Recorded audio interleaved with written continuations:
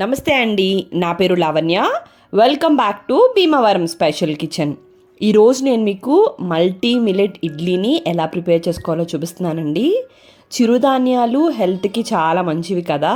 Lunch టైంలో కానీ dinner టైంలో కానీ అలా తినలేని వాళ్ళు ఇలా ఒకసారి ఇడ్లీలాగా ట్రై చేయండి. చాలా బాగుంటుంది టేస్ట్. అలానే మనం తిన్నామన్న సాటిస్ఫాక్షన్ కూడా ఉంటుందన్నమాట. మరి ప్రాసెస్ ఏంటో చూసేద్దామా. ముందుగా ఒక బౌల్ని తీసుకుని ఒక గ్లాస్తో మినపప్పు వేసుకోండి. మీరు కావాలనుకుంటే పట్టు మినపప్పు కూడా యూస్ చేసుకోవచ్చు. ఇప్పుడు దీన్ని ఒక 2-3 సార్లు శుభ్రంగా కడుక్కుని ఒక 2-3 గ్లాసుల వాటర్ని పోసుకుని 5-6 గంటల పాటు నానబెట్టేసుకోండి.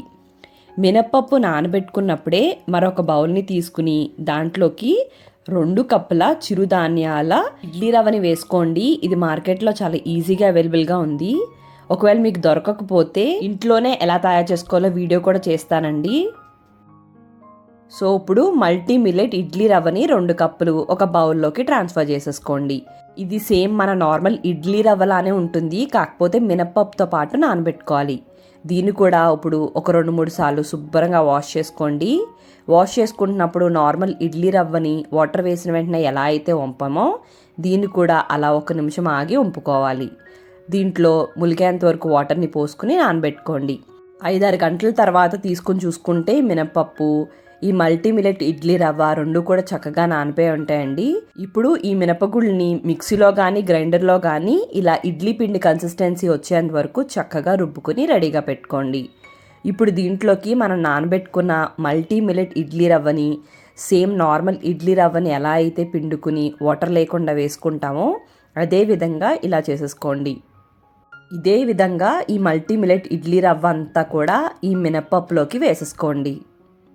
మొత్తం అంతా వేసేసుకున్న తర్వాత మొత్తం కలిసేలాగా బాగా కలుపుకోండి.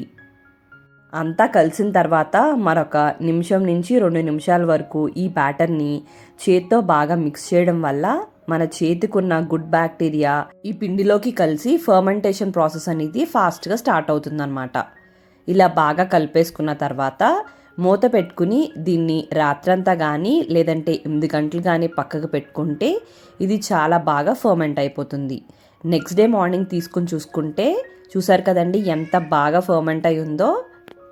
ఇప్పుడు దీన్ని బాగా కలిపేసుకుని ఆ రోజుకి మీకు ఎంతైతే కావాలో దాన్ని వేరొక బౌల్లోకి తీసుకుని ఇడ్లీలు వేసుకోవడమేనండి. మిగతాది మనం ఫ్రిడ్జ్లో స్టోర్ చేసుకుంటే 2-3 రోజుల వరకు కూడా ఫ్రెష్గా ఉంటుంది. నేను సరిపడా పిండిని పక్కకు తీసుకున్నానండి. ఇప్పుడు దీంట్లోకి సరిపడా ఉప్పు, అలానే అవసరమైతే కొద్దిగా వాటర్ని వేసుకుని బ్యాటర్ని అడ్జస్ట్ చేసుకోవాలి. గ్రైండర్లో కనుక రుబ్బుకుంటే ఈ మల్టీ మిల్లెట్ ఇడ్లీ రవ్వ 2 కప్పులు వేసుకోండి. అదే మిక్సీ జార్లో అయితే 1.5 కప్పులు మాత్రమే వేసుకోండి. పర్ఫెక్ట్ కన్సిస్టెన్సీ అయితే ఈ విధంగా ఉంటే మనకి ఇడ్లీలు చాలా సాఫ్ట్గా ప్లఫీగా వస్తాయన్నమాట. మనం గరిటెతో పిండిని తీసుకుని లాస్ట్ వరకు వేసేసిన తర్వాత లాస్ట్ ఉన్న పిండి ఇలా బ్యాచుల్లా పడితే పర్ఫెక్ట్ కన్సిస్టెన్సీ. ఇప్పుడు ఇడ్లీ రేకులు తీసుకుని వాటిని నేను తడుపుకున్నానండి. మీరు కావాలంటే ఆయిల్ కానీ గీ కానీ ఏదైనా వేసుకోవచ్చు.